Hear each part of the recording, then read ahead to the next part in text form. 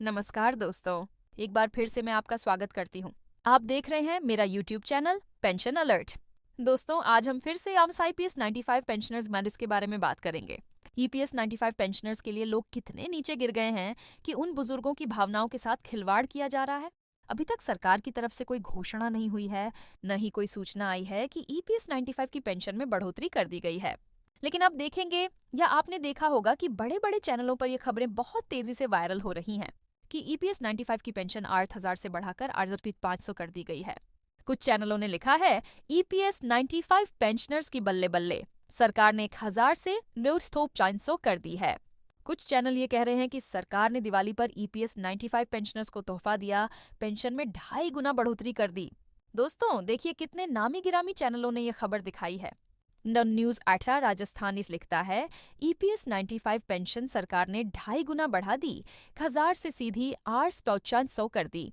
वहीं CNBC आइमा, जो कि न्यूज 18 का वेरीफाइड चैनल है, वो भी यही खबर चला रहा है। ये थोड़ा अजीब लगता है। एक और चैनल CNBC वाज, इतना बड़ा चैनल, उस पर भी यही खबर चल रही है कि सरकार ने EPS 95 की पेंशन 8,500 करने का ऐलान कर दिया है और दिवाली से पहले तोहफा दिया है। कुछ चैनल कह रहे हैं कि सरकार ने दिवाली पर घोषणा कर दी, कुछ कह रहे हैं कि सरकार ने 2.5 गुना पेंशन बढ़ा दी। दोस्तों, समझ नहीं आता कि ये वेरीफाइड चैनल्स ऐसी बातें क्यों कर रहे हैं। ये इतने नीचे गिर गए हैं कि बिना सरकार के किसी ऐलान के ऐसी झूठी खबरें फैला रहे हैं। न सरकार की तरफ से कोई ऑफिशियल घोषणा आई है कि आर्स 20 आर्स 3,000 या आर्स 1,500 तक पेंशन बढ़ाई गई हो। अभी तक तो NCBT की मीटिंग बैन भी नहीं हुई है और कई चैनल ये कह रहे हैं कि CBT की मीटिंग में सरकार पेंशन बढ़ाएगी, जबकि मैं कई बार बता चुकी हूँ कि अभी तक CBT की मीटिंग के एजेंडे में EPS 95 का मुद्दा शामिल ही नहीं हुआ है। जब तक एजेंडा शामिल नहीं होगा, चर्चा कैसे होगी? CBT की मीटिंग में कोई फैसला नहीं होता, सिर्फ एक प्रपोजल तैयार किया जाता है। यह एक प्रस्ताव बनाया जाता है जिसमें यह देखा जाता है कि पैसा कहाँ से आएगा, सरकार इसका प्रबंध कैसे करेगी और किस तरह इसे लागू किया जाएगा। यह प्रस्ताव फिर CBT की मीटिंग में रखा जाता है, उस पर चर्चा होती है। फिर वह श्रम एवं रोजगार मंत्रालय ministry of labour and employment में जाता है, जहां अधिकारी उसमें मौजूद खामियां ढूंढते हैं और देखते हैं कि सरकार पैसे का इंतजाम कैसे करेगी। उसके बाद यह फाइल वित्त मंत्रालय फाइनेंस मिनिस्ट्री में जाती है, जहां बहुत बारीकी से जांच की जाती है, क्योंकि आर्थिक प्रबंध तो वित्त मंत्रालय को ही करना होता है। अगर वहां से मंजूरी मिल जाए तो फिर यह कैबिनेट मीटिंग दाल में पहुंचता है। दोस्तों, छोटे यूट्यूबर्स तो शायद व्यूज और थोड़ा पैसा कमाने के लिए ऐसी बातें कर लें, लेकिन बड़े वेरीफाइड चैनल अगर ऐसा करें तो ये वाकई में अजीब बात है। मैं खुद आज 22 वित्त मंत्रालय, DFS बॉम्बे चेन और श्रम मंत्रालय में गई थी। वहां ऐसी कोई बात, कोई घोषणा या चर्चा नहीं हुई कि सरकार ने पेंशन 2.5 गुना बढ़ा दी है।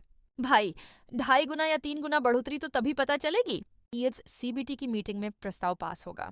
अभी तक सरकार ने कोई घोषणा ही नहीं की है। बड़े बड़े चैनल जैसे न्यूज 18 राजस्थान बाप पर, न्यूज 18 उत्तर प्रदेश, वो CNBC आवाजम, सभी पर यही झूठी खबरें चल रही हैं जो वाकई अजीब हैं।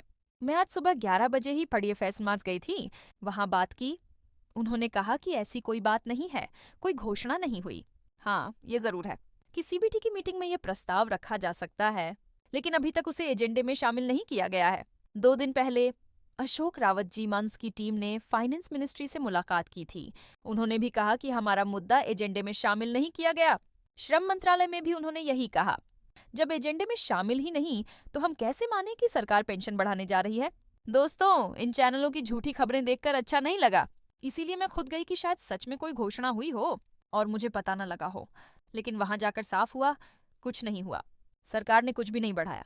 अगर चैनल यह कहते कि संभव है बढ़ोतरी हो तो भी बात ठीक थी, लेकिन वे तो सीधे कह रहे हैं सरकार ने कर दिया है।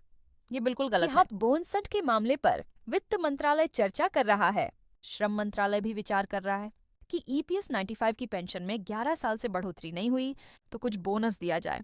कितना दिया जाएगा ये कोई नहीं जानता। कोई कहता है आर्स 7,000, कोई कहता है आर्स 25,000, कोई कहता है आर्स 3,000, लेकिन अभी तक कुछ तय नहीं हुआ है। मैं लगातार कोशिश कर रही हूँ कि सही और पक्की खबर मिले। दोस्तों, यही वजह थी कि मैंने आज यह जानकारी आपसे साझा की, क्योंकि झूठी खबरें फैलाने वाले लोग हमारे बुजुर्ग पेंशनर्स की भावनाओं के साथ खेल रहे हैं। उन्हें शर्म आनी चाहिए। दोस्तों, जैसे ही मेरे पास कोई पक्की खबर आएगी मैं आपको जरूर बताऊंगी। तब तक के लिए बाट नमस्कार, जय हिंद।